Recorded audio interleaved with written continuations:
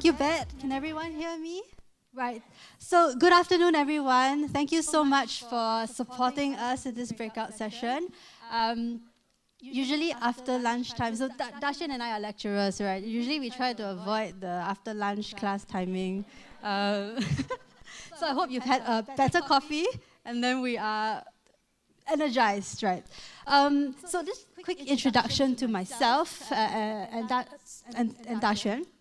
I'm a lecturer in psychology, and my background is actually in organizational psychology. So what that means is I'm looking at mental health and well-being in organizations, employee burnout, stress, and also the stage of life that I'm at right now. I have 2 young children. So how does work affect the family? How does family affect the work? And so on. So research is a very self-reflective kind of process, right? And then I wanted to also introduce Xuan. He is a lecturer in counselling. So with my background as very work-oriented, I was worried that this session is just going to be about me on a soapbox and saying, yeah, work, family. I invited Xuan to have a more holistic angle or picture of mental well-being from a counselling lens. And so when I invited him, he was very serious. He told me, this is a cause I believe in. Thank you for inviting me. I would love to support. And then internally, I was like, you're thanking me for giving you work. Okay, anytime. But thank you very much to Darshan. I think we'll appreciate his insights today as well. Okay, so like I mentioned, Darshan and I are both lecturers, but we explicitly did not want this to be a lecture. Right, so as you'll see, on the tables, you already have some materials, and then we also have some QR codes and so on, and we're hoping to get your engagement as we go through the content of this session, right? One more thing as well, that what Darshan and I, when we agreed to do this session, we both have a little bit of hesitancy, and Darshan in particular as well, because he was worried about mansplaining, a bit like, what do you as a man know about mental health, or women's mental health? And then but what we are thinking also is that we're not trying to tell people this is what midlife women should experience, what midlife women feel, how there's no gold standard of how we handle our mental health challenges and our lived experiences. Right? So what we are thinking of really is to use our psychological and counselling knowledge to help us unpack some complex social phenomenon. How can we think about our mental health? What constitutes mental health? And so on. First engagement topic though, we want to know, what do you hope to gain from this session? So obviously we already planned a little bit, right? Like what content and so on. Not a little bit, we planned a lot. What content we have to talk about today. But if you could share your responses with us on Slido, and then we see whether we can tweak a little bit or try to address some of the concerns that you might have, and so on.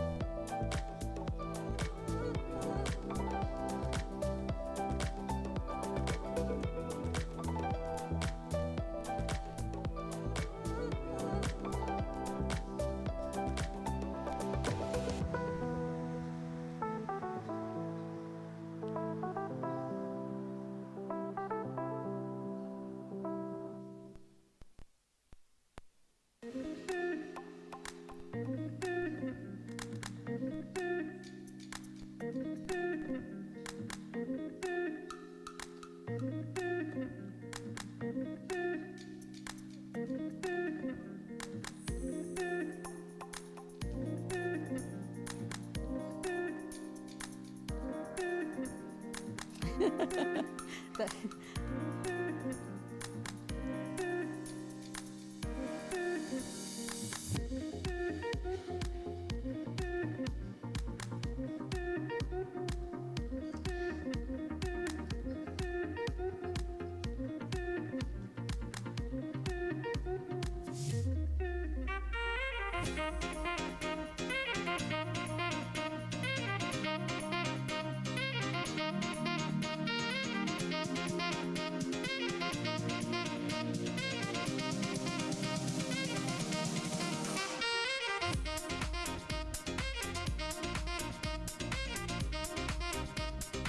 thank you very much for your active engagement. We really appreciate that. Sorry, can we keep to the Slido? Thanks. So there are some things that we've mentioned here. Policy changes, structural changes.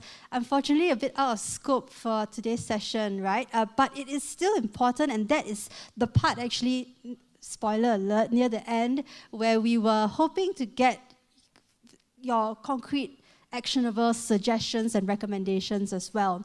That is the whole goal of this summit, right? Action. So definitely, some things we do, we'll touch on. For example, recognizing, identifying mental health challenges. Workplace, how does the workplace, can we support people? Recognizing symptoms, supporting the family. These things we will touch on when we discuss the profiles later. That will be a spoiler thing. But yes, so we will do our best to keep these concerns, interests in mind as we continue on the session. Can we go back to the slide? Thank you. So, broadly speaking, this is our plan for the session. First, we will think about what is mental health, right? In true scientific fashion, we need to discuss and define what kind of concept are we talking about. We gain a common understanding of what mental health entails, and then we say, what predicts mental health challenges, concerns, illnesses, and on the flip side, what predicts thriving? Right? Of course, with a focus on midlife women. And then we also want to discuss the elephant in the room, which is stigma. Earlier in the panels, you have also heard how stereotypes, stigma, a lot of societal and cultural expectations, they influence how we see ourselves. And a lot of that actually turns into stigma, and they become internalized. And the last part, I think, is the goal of the session. How can we identify resources, create spaces that are safe? What kind of systems do we need as a society, as well as on an individual level, to help us take charge of our mental health and thrive? Yep. So again, I think you refresh the Slido page, and then the question would be, what does mental health or being mentally healthy, what do you think that means? Does that mean to you? It's the same QR code, just refresh, I think.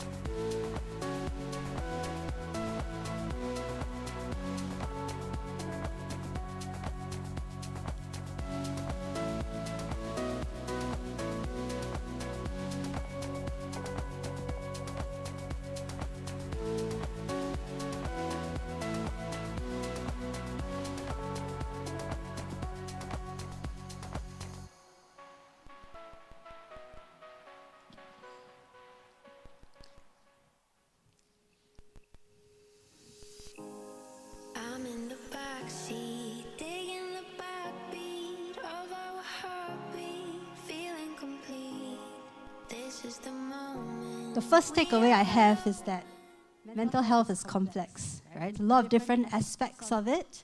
But resilience, emotional stability, there are big ones that pop out. Personally, sleep, I can get on board with that. I need more sleep. We also have support systems and so on. Now let's unpack this a little bit. Sorry, can I go back to the slides? Yes. So these were some of the responses that I was speculating that y'all might come up with, and I think that some of them do show up, right? So, for example, we talk about supportive networks. Maybe meaning and purpose showed up. Having sleep, certain lifestyle factors. Someone mentioned health. So yes, but these are, when you think about it, these are factors that are associated with good mental health. Do they actually predict mental health? So yes, having supportive family members, friends, that increases the likelihood that we are mentally healthy, but at the same time, they do not equal mental health, right? Emotions came up. I want to be happy, I want to be contented. And definitely that, I think, does characterize our experience of what mentally healthy is. Who doesn't want to be happy? Yeah? But another thing that pops out also was resilience. And that entails or shows that we understand how it's not just chasing happiness, being contented, being happy, but how do we manage the good times and the bad times? I didn't think I really saw the first one. That was the first thing that came to me actually. But people you might also think that, if I'm mentally healthy, it means that I do not have a mental illness, right? And in psychology, we actually have this notion of the illness-wellness continuum. Where does mental health, fit in with this thing? And oftentimes, or at least when psychology was in its early developing stage, there was a very strong emphasis on your left side, my right, your left, the treatment aspect of it, the illness part. If I have mental health concerns, if I'm mentally ill, that means I am not healthy. If I don't have these mental illnesses, I am healthy. But actually, we see in this continuum, it's only the neutral point, right? Maybe physical health, we might have a similar conception. If I do not have certain physical illnesses, that means that I am healthy, right? But healthy doesn't necessarily mean fit. It doesn't necessarily mean that we are thriving physically. So similarly for mental health, it's only in the last 20 years or so that this notion of positive psychology start to take root in mainstream psychology. And we're actually trying to push this idea of mental health, mental wellness, not just the absence of illness or the neutral point, but towards high-level wellness. What does it mean to thrive? Yep. And the first step, so there's two different levels of analysis we could want to look at. The first is on the individual level. What does mental health mean to us? And just understanding what predicts mental health, what is mental wellness about, that increases our ability to recognize our own signs and symptoms and with our loved ones or significant others. But on a societal level, right? What does it mean for society to be mentally healthy? So there's two different levels that we could look at here. But first, as we've mentioned earlier, when we talk about what you hope to get out of this session, and also earlier in the panels, there is this idea about how do we talk about, normalize talking about mental health, creating safe spaces to discuss mental health, and so on.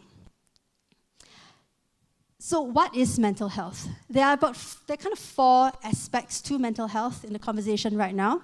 Emotional was one of the things that popped up early, right? So what is emotional health?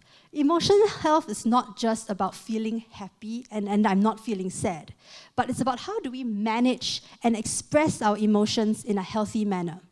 And what that could be like, right? When I was preparing for this session, very anxious. Before y'all came in, I was like, fretting. But when anxiety can be functional, right? If it helps to spur us to put in additional effort, we are focused, anxiety is good. If we become overwhelmed and anxiety sort of cripples us, that's when we've lost control of our emotions. So how do we manage our anxiety? we don't just want to manage negative emotions. We usually talk about, I don't want the negative, right? I don't want sadness, I don't want anger, manage my anger, manage my anxiety, manage my stress. There's also the other side of things where we also have to manage our positive emotions. People who just chase happiness and then ignore everything else. They might be feeling happy, but are they necessarily productive? Are they necessarily thriving? The second factor is psychological. I did see these in your responses earlier in the word cloud. Psychological health means having a positive sense of self and identity. So you have meaning and purpose. In the midlife, perhaps more specifically, Erik Erikson is a psychoanalyst. He talks about the midlife stage as one of generativity. So according to him, every stage of life, from childhood to the elderly, seniors, we have different challenges, themes that characterize this period of life. According to him, midlife is the stage of generativity, where we're looking to have a significant impact or to kind of like reflect on where we are, where we have been, where we are going. Do we have a significant impact on future generations? Can we create a lasting impact on society? So that's according to Erikson. But sometimes it's also as simple as just looking at what are my values. It's a self-reflective period, right? What are my values? What is my identity? What gaps do I need to, how am I feeling right now? Do I have a sense of meaning? Do I have a sense of purpose? But that's psychological health. Moving away from ourselves is the interpersonal aspect of things, where humans are social creatures. Even though we vary in the amount of connection that we might need, from introversion to extroversion, we are still social creatures as in our nature. So how do we form and maintain healthy relationships with others? And the last one is physical. So physical health is a little bit recent addition to the mental health discussion, because why would physical health and mental health be connected? But when we think about it, if we are physically healthy, that also affects how we feel about ourselves and our identity, right? Whether we feel efficacious, whether we feel confident, our lifestyle factors, sleep, diet, exercise, they all play a part to our physical as well as our psychological health. But one thing I want to point out as well is that all these things, it doesn't mean that we do not have bad days. We do not have challenges. We do not have arguments with our family members and so on. But it's how we manage these difficult challenges and situations that predict our mental health and that help us to be what you'll call resilient. Let's move a little bit away first. What is the state of mental health in Singapore? Earlier, there was a lot of discussion, right, about progress that we have made so far. And yes, mental health and stress have gained traction in the national conversations. It's now the top three, mental health and stress are the top three concerns based on an Ipsos 2023 survey. Mental health, cancer, stress, diabetes, dementia. These are like the top 5 important concerns that Singaporeans have. Mental health literacy has also increased since 2016, and I think these are all encouraging signs, right? Why we are also invested in this idea of mental health. From the National Population Health Survey in 2023, women in general report poorer mental health. Particularly female youths from age 18 to 29 have higher rates of poor mental health.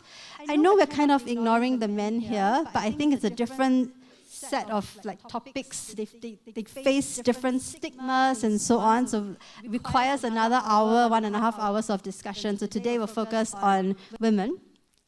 Why midlife women? Actually, you look at the stats from 40 to 49, 50 to 59, it suggests that only 16%, 14%, right? It's not that high compared to the youths, where it's about 32%. But borrowing from the Singapore Police Force, low crime doesn't mean no crime. Similar here, low prevalence doesn't mean that everything is fine. In particular, I think that women in midlife, they tend to be underreported and understudied for several reasons. One is that we are often told that we need to cope silently. Recently, I actually came across someone on Instagram, and she posted about how her grandmother was a superwoman, right? If I remember correctly, her grandmother single-handedly raised her children and helped to raise her grandchildren without complaints. Now, I'm not trying to dunk on that. Right? Child rearing is hard, like so hard. But the thing that stuck to me was the phrase "without complaint." Right? And what does that mean actually? So my first reflection was that, I complain about my kids a lot. Right? I'm always like, I spend 2 hours every night waiting for you to sleep. I can do this, I can do that. I'm so tired, I'm so this, I'm so that. And then the first thing that I felt was like, am I a bad mom for complaining? Right? And when I complain, what does that mean? Am I inadequate? Is it I cannot handle? So all these things started to sort of like, yes, that was that first initial gut feeling about I cannot complain. And then we think about it. If we ask women not to complain, right? That if you are a good mom, a good wife, don't complain. You're supposed to keep it, cope with it silently. How do we know whether we are actually having poor mental health or not?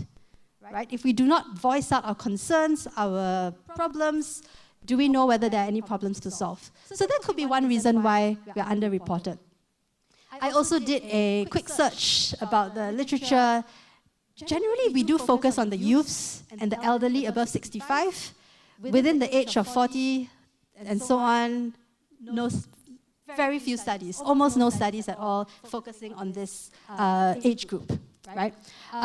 We also have the sandwich generation burdens, caregiving of both young children, elderly, shifting family roles. A lot of us talk about mid-career identities, transitions, and earlier they also talked about how the children have started to leave the nest. And if we invest so much about ourselves into our families and our children, when they move out of the house, what becomes of us? So there are a lot of transitions that are not being discussed, right, in this space.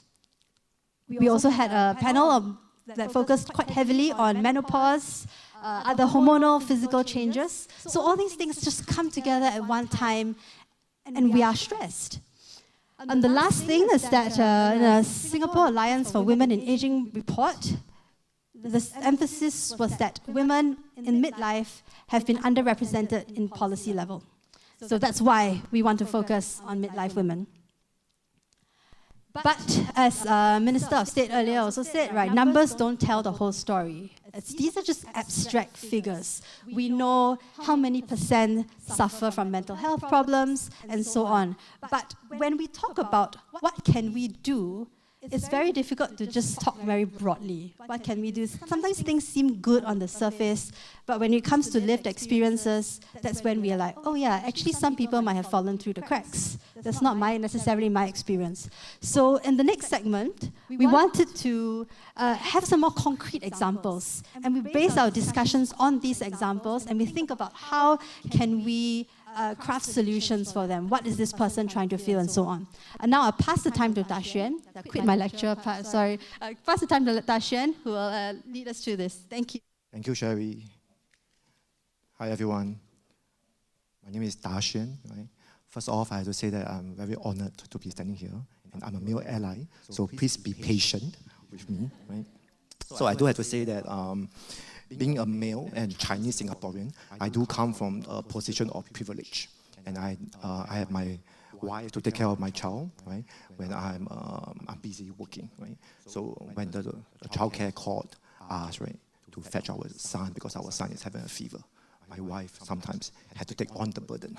So I do have to admit that I come from a position of privilege. So I noticed some of the comments that you all have shared with us earlier about what you hope to get out from our presentation today. And one of you mentioned, right, when is it mansplaining, right? You all get that? When is it mansplaining and when is it genuine care?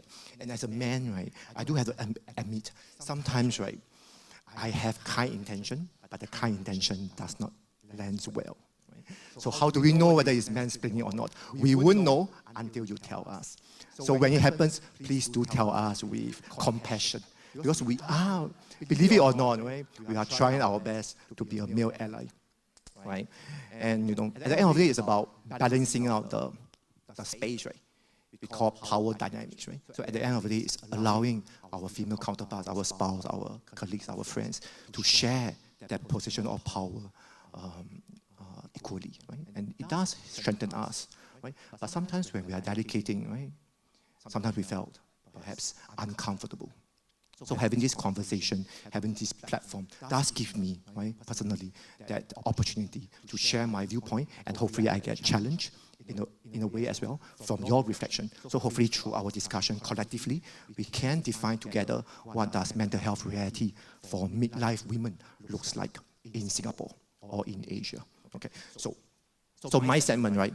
So Sherry have shared with us a big picture kind of narrative around how midlife women deal with their life emotionally and psychologically, right? It makes sense if we are policymaker, right? We're trying to understand the population, and you're trying to form policies, programs to support as many people as we can. But I assume that most of us here are not policymakers, right? I'm assuming, okay? Most of us here are attending this workshop because we wanted to understand more about ourselves, perhaps, right? If we are belonging to that developmental stage, or we are preparing ourselves to enter into that developmental stage.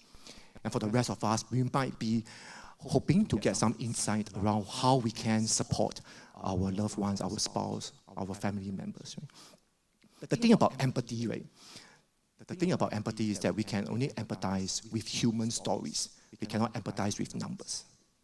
Right? So for us to appreciate the diversity of what mental health looks like, we have to use stories. Right? So on your table, you will see there are a few profiles, case profiles. You can treat this as a case studies even. Right? So to help us evoke some sense of emotion, right? Because that's how we connect with people, emotion, life stories. Right? So let's do this. Oh yeah, there's a QR code? Okay.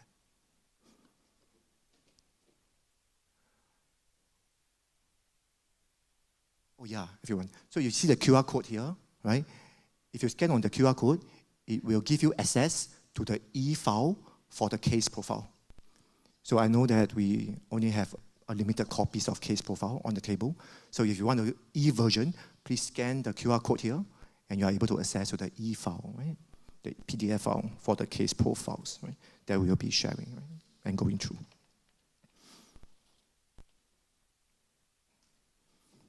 Okay.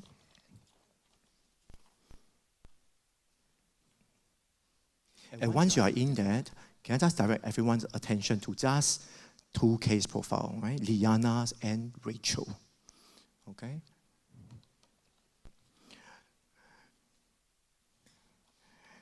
Before that, I'd like to share briefly about what midlife is about. Right? Midlife is a period. It's a period of self-reflection, right? Where we kind of consolidate, we get a sense of our own identity. So we reassess our identity and our life choices. Are we making the right choices for ourselves in terms of career, in terms of family, right? In terms of our lifestyle, right? And we compare it with our identity. Does it fit with who I am, right? And then during this period of time, we are also readjusting. We are constantly trying to revamp, redevelop ourselves, and reassess our priorities. And obviously, if our lifestyle, our life choices is aligned with how we see ourselves, with our identity, we might experience a somewhat more positive mental health. But if our life choices does not align with our identity, right, doesn't make us feel fulfilled, contented, then we might feel a sense of discontentment, resentment perhaps, right, unsatisfied feeling about our life. So looking at Liana's, right, so everyone, if you were to scan, yeah, so another QR code, everyone. So this QR code will bring you to a Padlet, right? And in that Padlet, so if you scan the QR code, right, you will go to a Padlet, and in this Padlet, I will like to humbly encourage everyone to share your thoughts, opinion, and perspective around the mental health. How do you define? How do you describe the mental health status of Liana and Rachel? Okay? If you haven't had the time to read through Liana's and Rachel, which I will give you all time later to read through, that's a brief overview of what the case profile is about. So Liana and Rachel. Liana and Rachel is, some may argue that they are successful because Liana, right, has a loving husband, right, 2 childs, who is somewhat independent, school-going, right? And Liana has been a homemaker for the past 18 years. So she's trying to return back to the workforce after 18 years. And she's facing rejection for her outdated skill.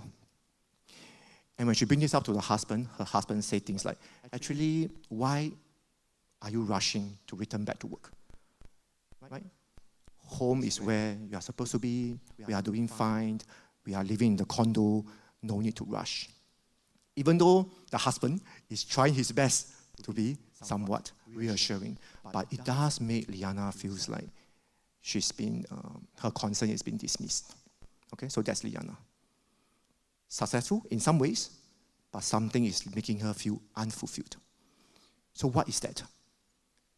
What is making her mental health not thriving? What is making her feel discontented? What is lacking, essentially? What do you think is lacking is Liana's life? So hopefully by answering that question, we have collectively, we have some idea on what is needed to enjoy good mental health in midlife stage. Right? So that's Liana. For Rachel, some may also argue that she's successful, right? Because she has a successful career. She's a senior manager in a multinational company. She has three children who is living abroad. Okay? But something is making her feel discontented as well. Something is missing. Right? It could be because she sacrificed her passion, right, for writing and travel. It could be also that she finds herself losing the sense of connection. She couldn't connect with people who does things, right? Does things that adhere, that aligns with their passion. She cannot connect. And her relationship with her husband felt functional. Where do you go for lunch? How is the kid? Are they studying well? But there's no common conversation about hobbies and aspiration. Something is lacking for Rachel's life as well. Right? So going back to the Padlet, just type in reflection around these 2 case studies. Any thoughts that comes up for you as you hear me speak about these 2 case profile, how you understand mental health for Liana and Rachel.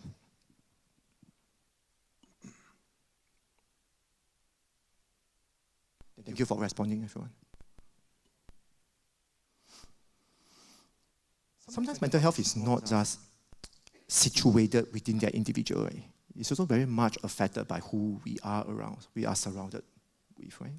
So our colleagues, our spouse, even our children, right? How are they addressing, responding to how we parent could affect our mental health as well, right? How would you describe Liana's mental health, right? Discouraged, yes. Dejected, low morale, worried, right? Worthlessness, wow, right? Invalidation, right? Her wish to return back to the workforce is not being validated, right? Lack of confidence, right? Unsupported, helpless, frustrated, right? Purposeless, right?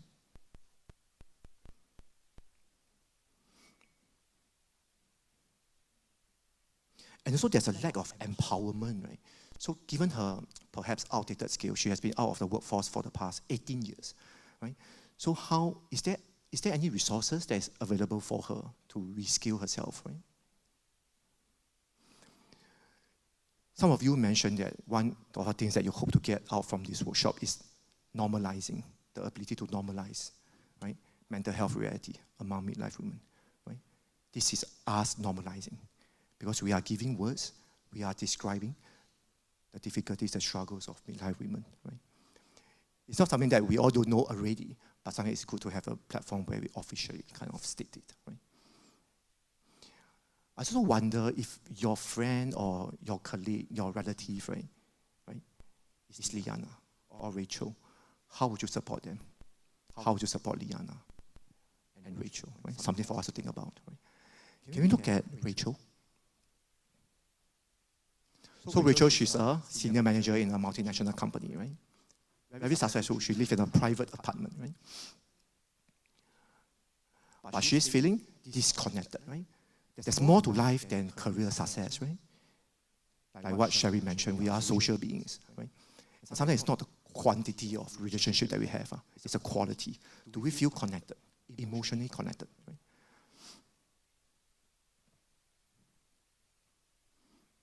Alone, right? Some of you mentioned low self-esteem. Interesting, you know? She's a senior manager, but yet she feels unfulfilled, lonely, and low self-esteem. Sometimes not having a close relationship does make us feel worthless because we are thinking, I might not be good enough to be loved. Right? And that does make us feel low in self-esteem. Right? Can we go back to the slides, please? Thanks.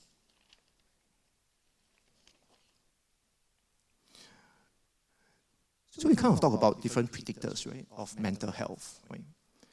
Definitely relationship, we talk about quality of relationship, a sense of connection, a sense that I'm not alone, right? There's someone that I am assured that will stay by my side when I'm having difficulties, right? Social relationship, very important predictors, right? And I think it's meaningfulness, right? We talk about mental health as something that's very hard to define. And I definitely don't want to mansplain to everyone what is mental health is about and how can you live a life of good mental health. But I do want to highlight that mental health is very individualized, personalized. For example, some of us might see meaning in feeling a sense of peace, regardless of what happened to our life. Some of us feel that our life is meaningful when we are able to achieve something from nothing. Some of us feel a sense of meaning when we are able to create beauty, right? Creating arts. So what am I saying here is that mental health sometimes, right, is very individualized, is personally crafted. So like Liana and Rachel, what is meaningful for them is very different from each of us, each of you. Right? And we have to define for ourselves what is the tipping point and when do we need to seek help. Right? But before that, we need to first identify signs of distress. Right? What are the things that will contribute to distress? Right? So there are two broad categories that we can kind of use to label, right, factors of mental health. We can call these broadly risk factors, the things that worsen mental health, and protective factors, the factors that enhance mental health. Next slide, please.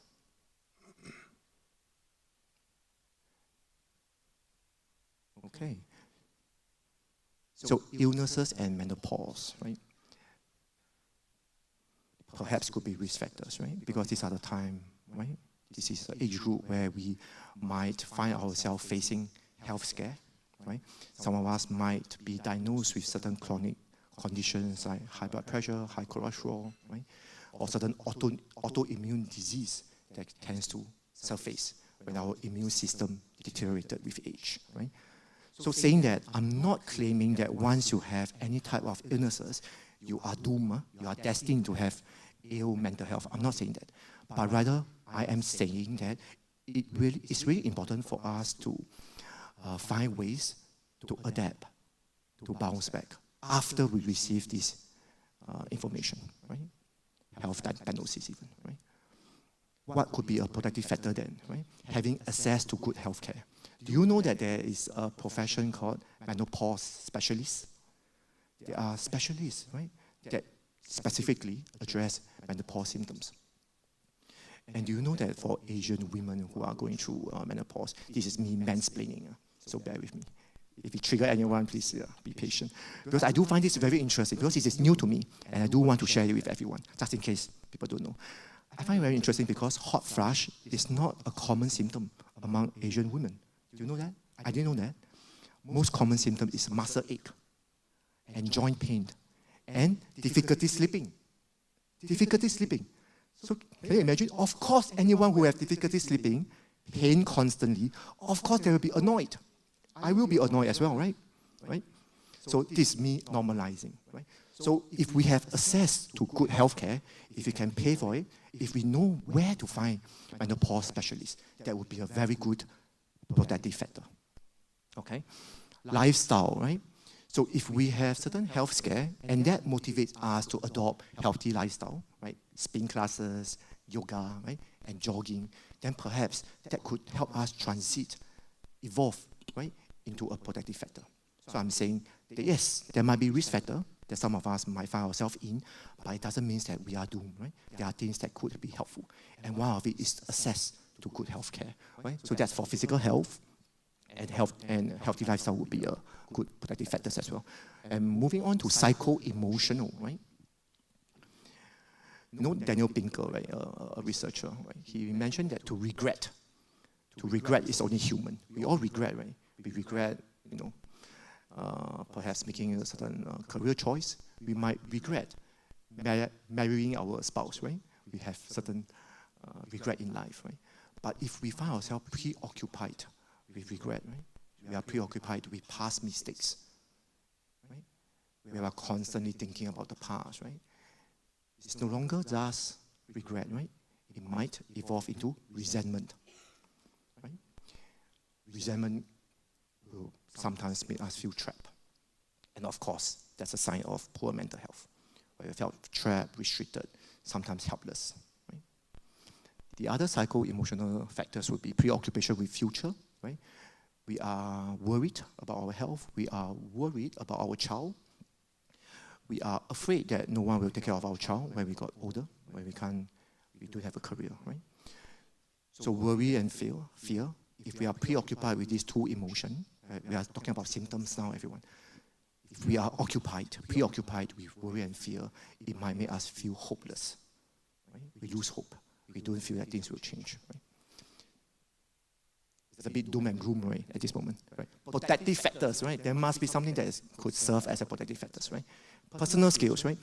So thinking about the past, thinking about the future make us feel trapped because we cannot control the past, we cannot change the past, we cannot predict the future. All that we can do is to manage the present. Are we able to re-pivot our attention to the present moment, focusing on what we can do? Are we able to recognize strengths, right, positive in our life? Right? Are we able to adjust our perspective? Are we able to regulate our emotion?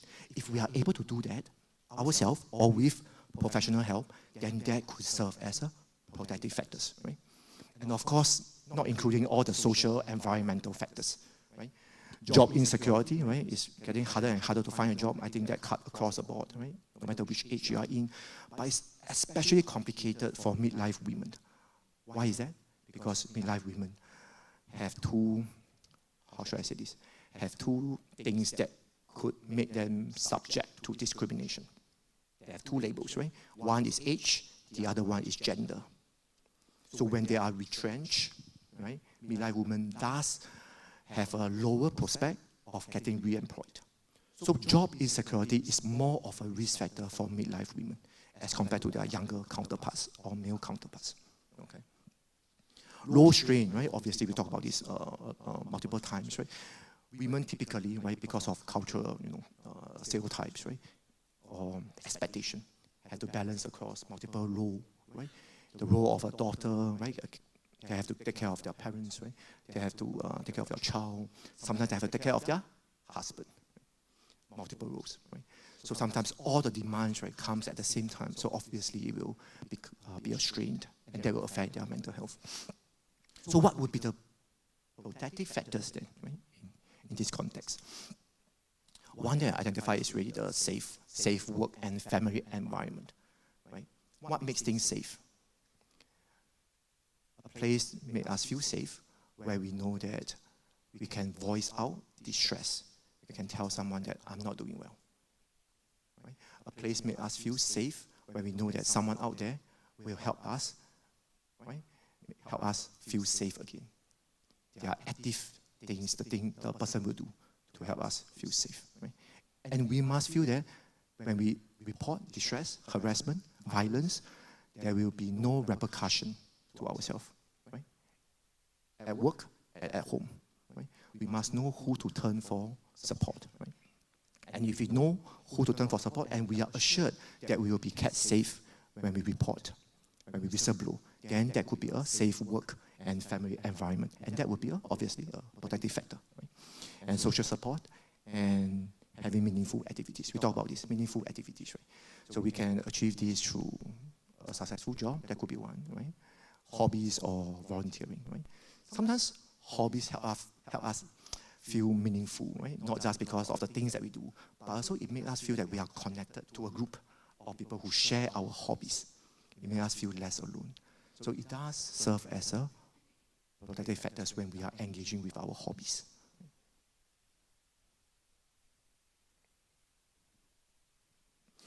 Okay, so let's test our skill. We talk about identifying symptoms, right?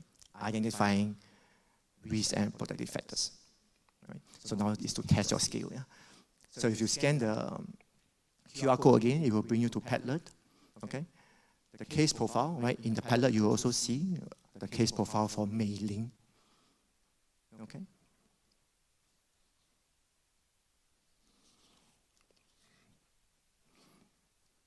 So Mei Ling is a sandwich generation caregiver. Right? She is living with her husband, 2 teenage children, and her elderly mother. Her mother has early stage dementia. Okay? So reading through her living circumstances, I would like everyone to share your take on what are her risk factors and protective factors.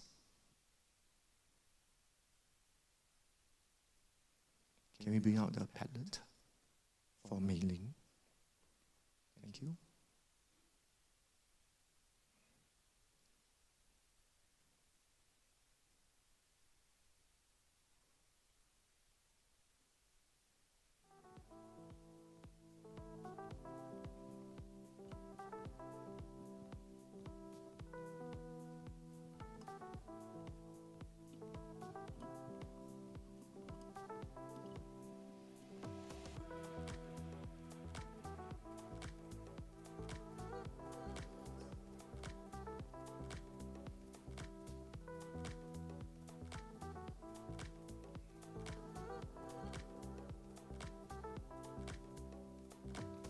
Thank you for sharing this. Right? One of us here is in this situation ourselves.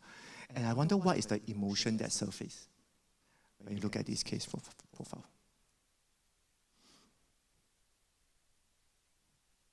We talk about empathizing, normalizing pain. Right? Sometimes it's good for us to hear from someone who lived through this experience. Yes, protective factors, supportive bonds, right? Risk factor will be, right? Being sandwiched, right? Between caregiving roles, right? Unsupportive family members, definitely. Right? So it's very important for anyone to have that safe space to express her distress, right? You know, in counseling, we say that this is very important because essentially it helps us feel less alone. Right? Having that space to voice out our frustration, even though we are not directly fixing the situation, it makes us feel less alone. Right? Guilty, right? Sometimes I take for granted, right?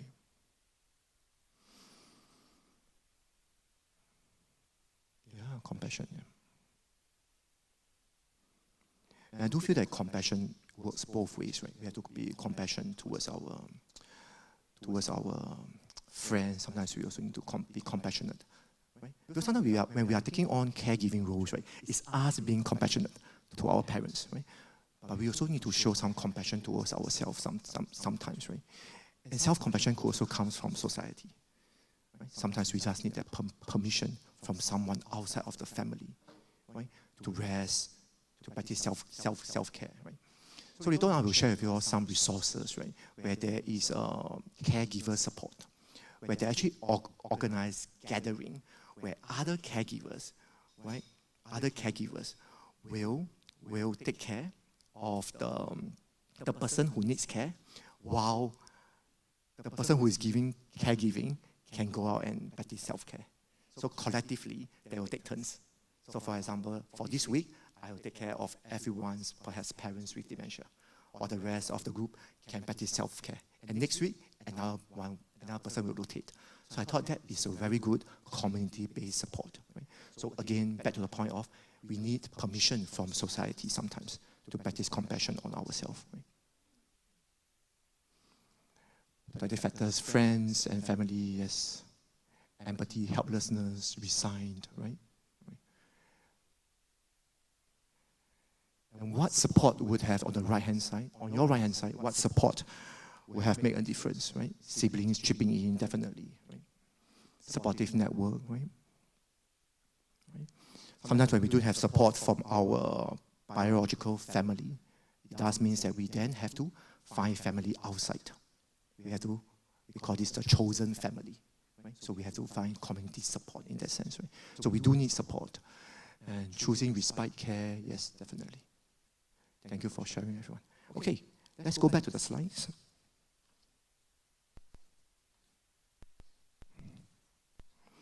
I didn't share it. Yeah. Thank you, everyone.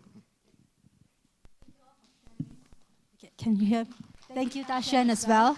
I think you did a fantastic job. We prepared the slides together, but the facilitation, right? Thank you so much. I didn't really see the mansplaining bit, but I think you did fantastic. Please give him a round of applause. When we were reading the profiles and when I was reading your responses as well, a few things stood out to me, right? One response for Mei Ling's case was guilt and resentment. Two very strong, negative, very conflicting emotions. And I think a lot of caregivers do feel that. There's also that part because this is the path I chose. I can't complain.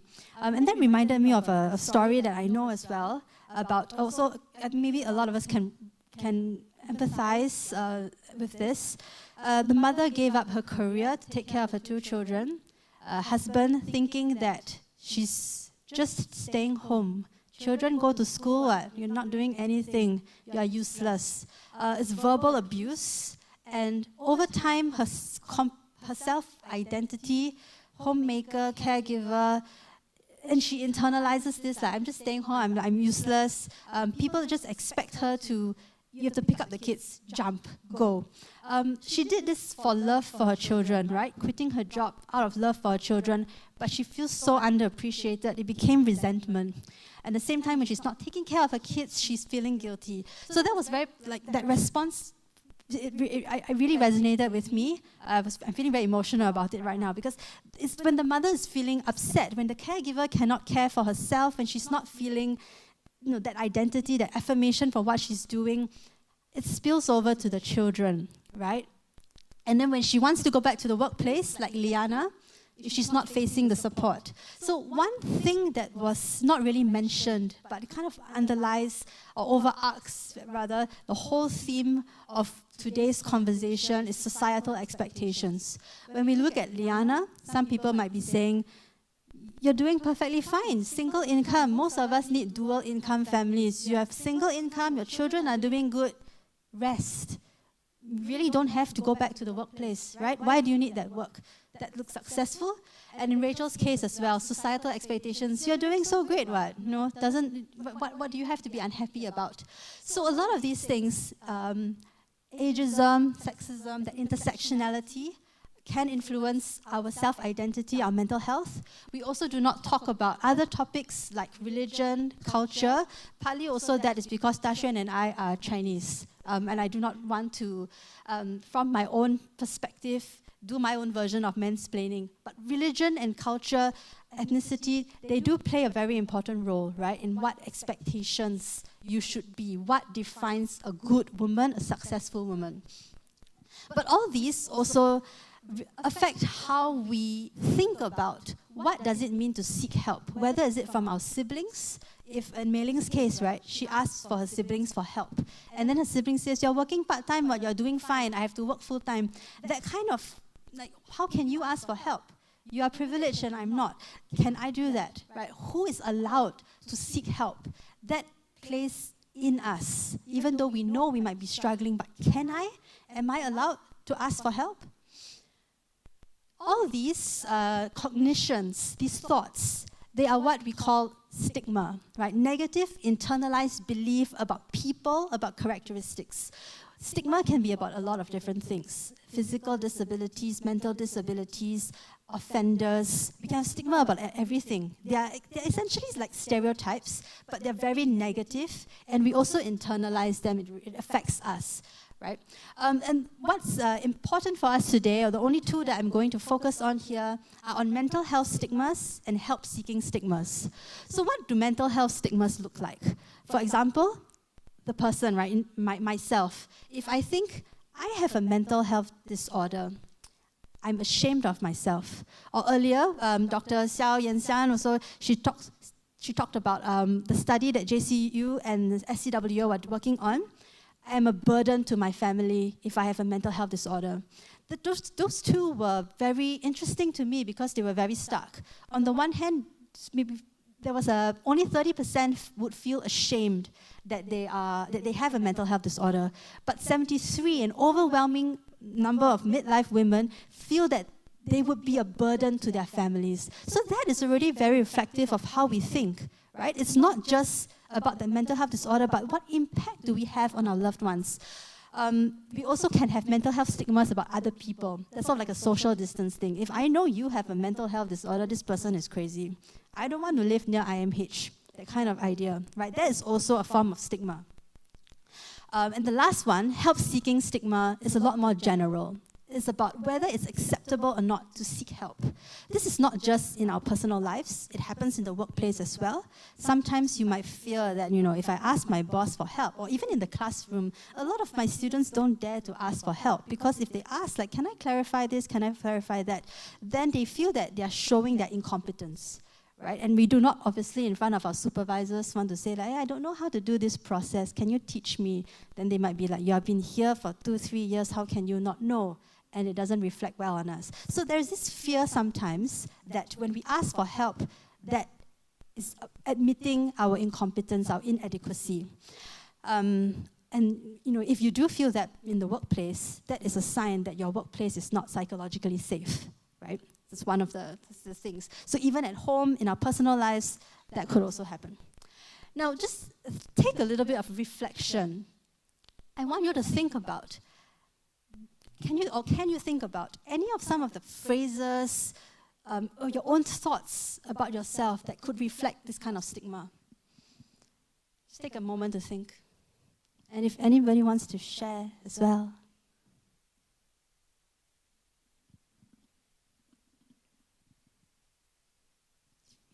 I was worried too many QR codes. So in this case, if you have something to share, your own personal experience and so on, raise your hand, and then one of the volunteers will help to bring the mic over. But sometimes there's this pressure, right? Yes, thank you. Thanks, Pat. Hello, good afternoon. So I'm a bit on the opposite side. Tough to cook. So meaning that I tend to be on the strong side. So I'm the one having difficulties understanding that sometimes at home someone can feel down. I say, what's the problem? Why can't you get through it and find a solution to the problem? What's so difficult, right? That would be my immediate response. So today I'm here to kind of understand the other side and try to better understand. So those stigma, so I might be the one judging and not understanding what's so difficult, why do they need to swirl down the rabbit hole and not taking an action.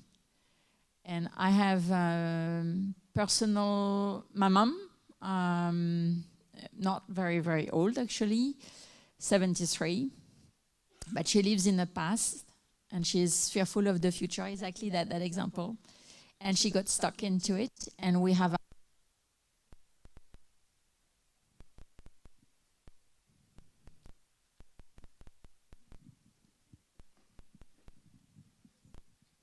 thank you. And we're having a hard time to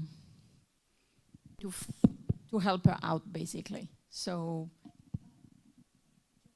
I think the sentence is, what's so difficult?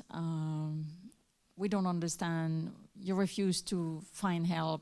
I don't know. That's my sharing for how I feel and what I heard so far today. Thank you. Thank you very much for that honest, open kind of reflection. Sorry, before you share your thoughts, you don't mind. Xuan,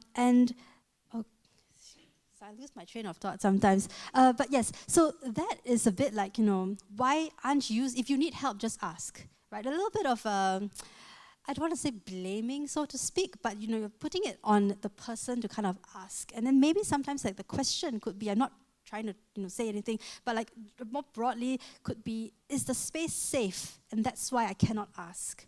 I've also read some research that was quite interesting about compassion. And it was a bit of counterintuitive. Psychology, actually, we like counterintuitive things. Then that gets press. If I say happy worker equal happy at your home, people are like, so what? I know that. So we like counterintuitive findings. And this one was saying that something along the lines of, people who have been through a negative situation, you expect them to be more empathetic. You expect them to be more compassionate. But actually, they are less. And then we kind of wonder why. You've been through the exact same thing. How come you're not compassionate to this person who's also going through a similar thing? And the cognition was, I made it through, why can't you? Right? So that also could be a stigma or some internalization. Like, people have done this before, people have gone through this before. Why can't I? If people can make it through, and sometimes it's even harder starting base points, they can be successful, how can I complain? Right? So that could also be some of that stigma that we feel. Thank you. Sorry. Hi. Yeah, so actually building off what you just said, so I think all of us here come from relatively privileged backgrounds, positions. As of today, at least, pretty much all of us are in relatively privileged positions. I think something that very often, like a phrase that I would say very easily reflects a level of stigma is, why aren't you grateful? What's your struggle? Like, why are you struggling so much? You have so much in life. You're in a privileged position. Be grateful. And I think externally, sure. Also, I think a big challenge is coming internally as well. Sometimes even when you're struggling, there is that internal voice that says, but be grateful because you have so much in life. And you shouldn't have a challenge. You should be able to just deal with it. Yeah. Thank you very much for sharing. Yes, and that's also, it does feed in. We compare, right? People have it worse than me. They're not complaining. They're trying so hard. Why do I get to complain? That thing like, do I deserve help? Thank you very much for sharing. Does anyone have? Sorry.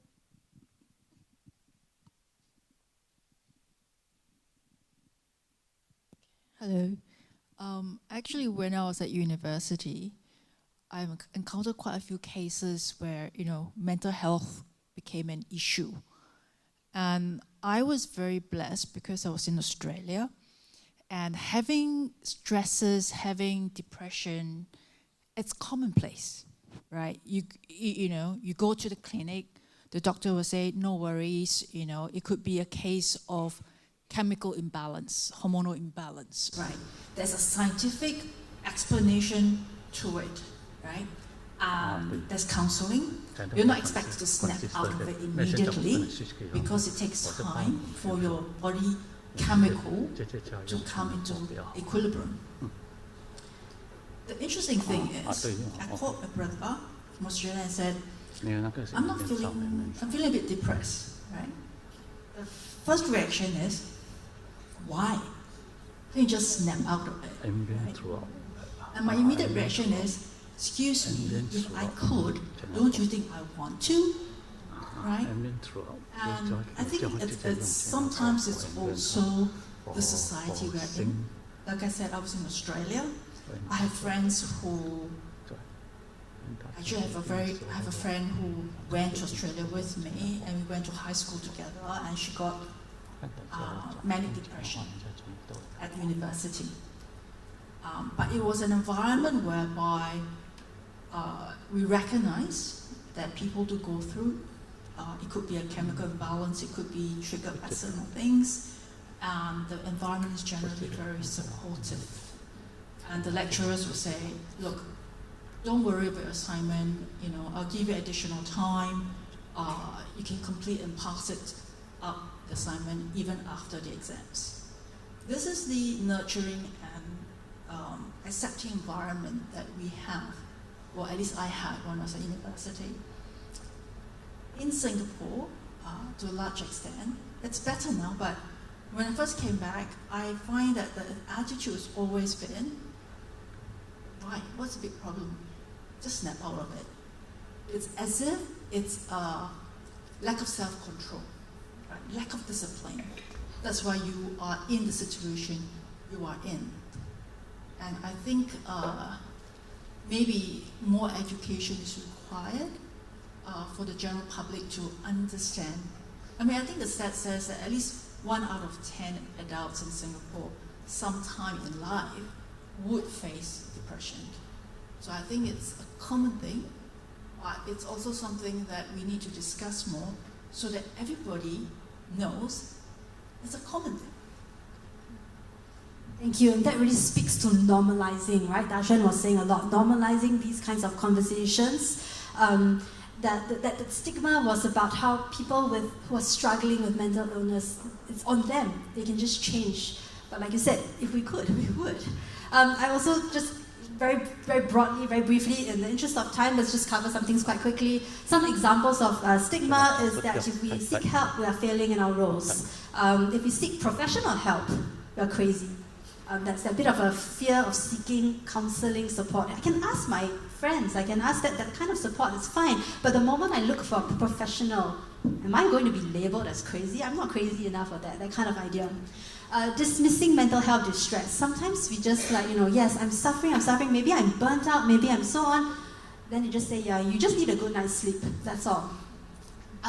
For women, we have this idea that caring for others is more important than caring for the self. Early in the morning, the keynote speaker, Ms. Bandana Rana, also spoke about how a lot of times we are asked or expected to prioritize the family harmony over our own survival, right? So that's something that would speak to this. Again, the superwoman stereotype, we have to handle everything alone, single-handedly. That's not true. Does it mean that when we ask for help, we are inadequate?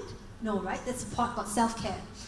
The one I talked about it as well, right? Good daughters, mothers, wives, shoulder burdens quietly. And the last one about the complete, not the last one, sorry, I want to fourth from the bottom. If you love something, you don't deserve to complain about it. You chose this path, you don't deserve to complain about it. You love your children, you love your husband, you love your family, you don't complain, you get to take care of them, that's a privilege. Stay-at-home moms always get that. You are able to not work, take care of your children, that's what you should be doing. Love it, don't complain, right? The gratitude, we had that idea of gratitude. You're too sensitive, you're not grateful. Women should age gracefully, quietly, into the background. And then also the last one, as we shift, we didn't really talk about retirement, work identity, how it affects us. We don't have time. But just because you are a retiree, you're stay-at-home, doesn't mean you have nothing to complain about, right? And so on. So those are examples of stigma. And why is stigma so important? It's because it affects our ability and our willingness to seek help. So again, that study that we did with SCWO, we found correlations between mental health stigma and help-seeking stigma.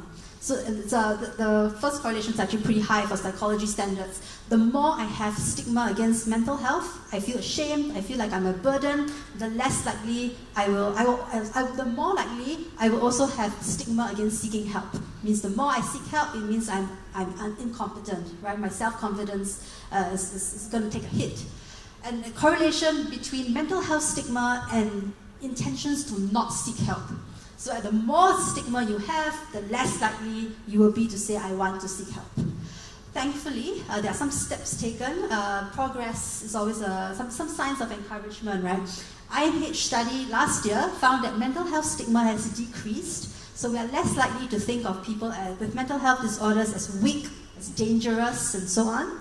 And recognizing and dispelling stigma is the first step. Stigma is always so invisible, so subtle. Bringing it up into the conversation, we think, we reflect. Do I feel that way? Sometimes, like the examples previously, I feel that. But I cannot complain. I have flexi work. I cannot complain. But doesn't mean that I'm not struggling. Sorry, Dashan? I'll take over. Thanks, Sharon. So I think for help seeking, right, I think there are 3 key things that we have to remember when it comes to help seeking. I think the first thing to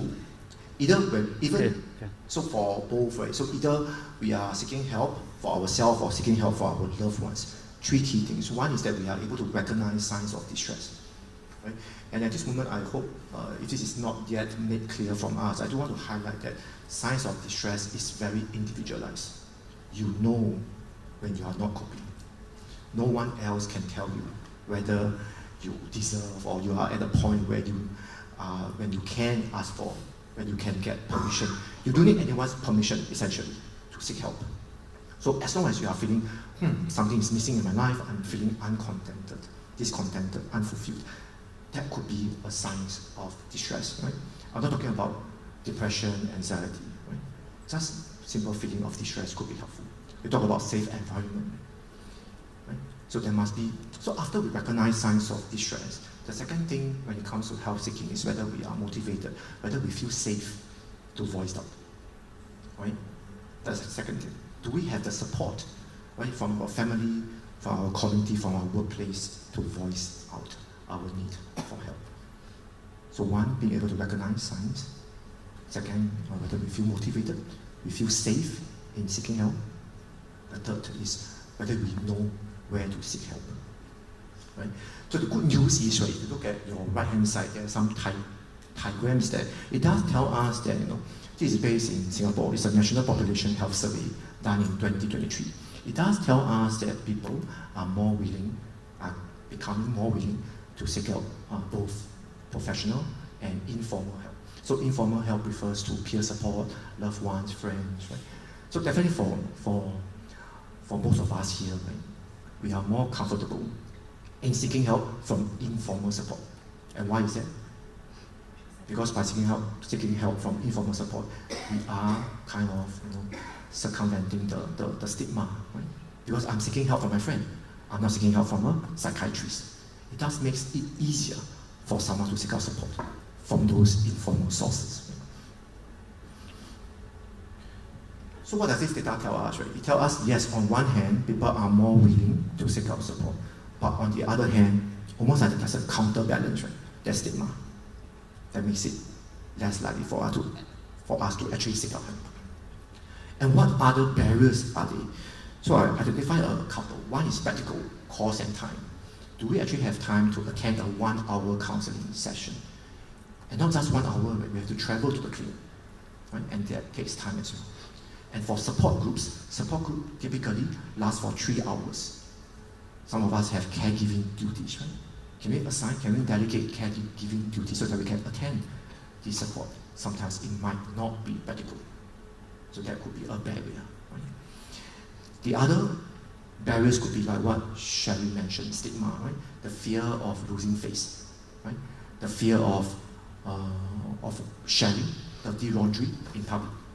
So that could be another barrier towards help seeking. Right? And of course, that feeling like, others have it worse. Others have it worse. So why do I need help? I have to take it myself, right? Independently. So that could be another barrier. So what would a culturally safe, accessible mental health support looks like, especially for women? More research needs to be done, definitely. But my take, okay, so everyone, my take, so it's Dashian's opinion. To give you a pinch of salt. I do believe that for any proper mental health support, it must be culturally situated. Right? So what does mental health support looks like for Asian women living in Asia? So what is the common values that we all uphold in our context? Could be modesty, right? Could be filial piety, right? Could be the importance of family relationship, right? So well-being is not just about ourselves, but how do we balance our well-being with our cultural values? So my opinion, must be culturally situated. So how do we do that? It must be led by women who come from our culture. So there must be a support group led by a multicultural trained therapist or facilitator. Right? And ideally, it should be held in a context, a location that is trusted by women. So it can be in a religious setting, community setting, or healthcare setting. So back to the point, what does culturally safe looks like? Must be led by women who is trained and in situation, conducted in situation where it's trusted. Okay.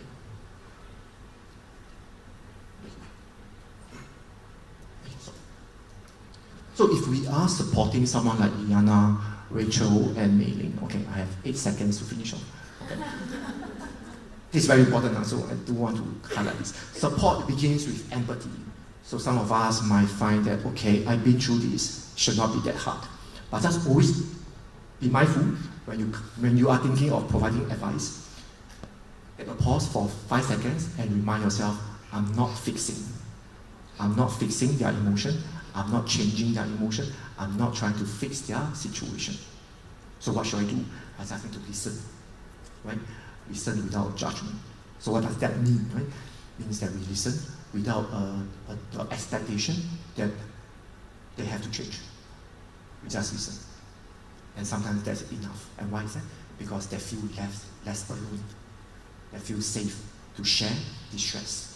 And that sometimes is what they need, right? So the first point, support begins with empathy and bridging knowledge gap, which essentially is what we are doing here, right? So as a counselor, I don't believe in the medical model.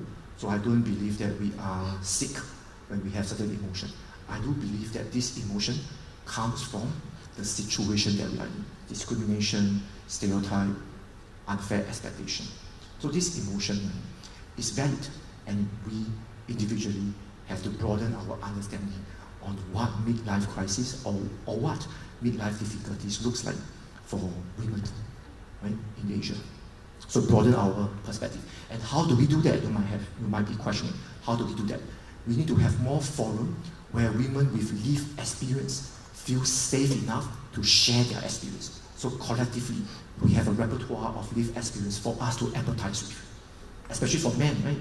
It's good for us men to get a sense of how diverse mental health landscape realities looks like, to build more empathy so that we can collectively come up with some policies or resolution towards those to make everyone feel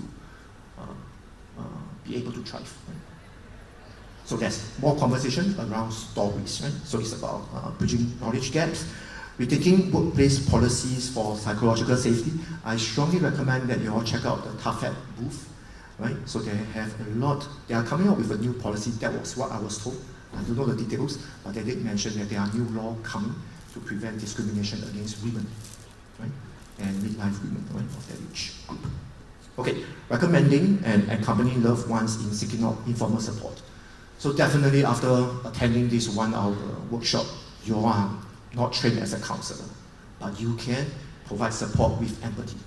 And if the person that you are trying to support needs more help, you can recommend, you can accompany them to women-specific resources, which I'm going to share with you all next, right? Oh yeah, key takeaways, yes. Key takeaways. So mental wellness, right? So these are some of the things that, if you can't remember anything else, just remember these 3 things. Huh? Mental health is not just about, right, chasing happiness or removing unpleasant emotions, right? Absence of illnesses. It's also about striving for self-actualization, finding meaning. Mental health is holistic, right? It's not just emotion, it's also social, psychological, and physical. And mental health is something that we collectively need to address it. Not just on the person who is dealing with that struggles, but collectively we have to rethink what we can do, right, to support them. So these are some women-specific support resources, right? So for Mindline, Healthline, right, it's 24-hour, it's mental health support, so it's generic, so it does not have to be for midlife women, so anyone can use that, right? But essentially it's 24-hour support, that could be helpful, right? The one that I do want to highlight is mindful community, because most of us who belong to that developmental stage, right, midlife women, we have a lot of caregiving duties, so we do need support.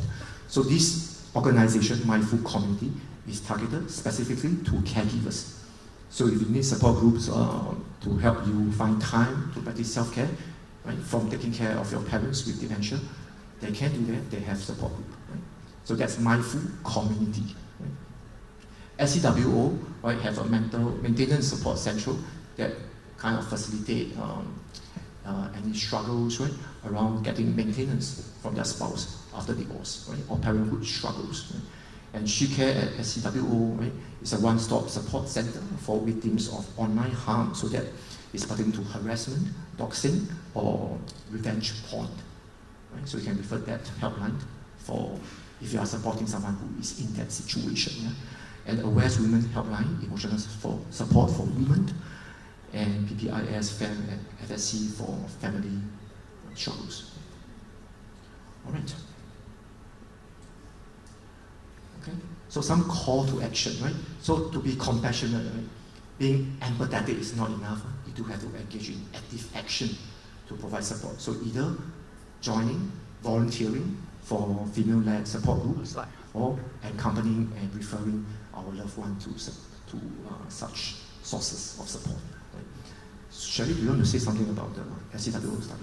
So actually the feedback one as well, right? We were hoping, the lack of time and so on, but we were also hoping to co-create solutions with all of you and wanted to hear your thoughts about how we can create mental health spaces, safe spaces for women. So and the feedback QR code, you could, if you have ideas, thoughts, recommendations, please do fill that in. And the second one on the right is my plug for the JCU SCWO's research study that we've been talking about the whole day.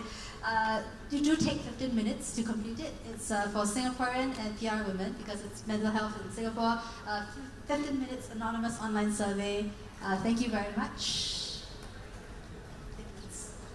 Thank you, Ego.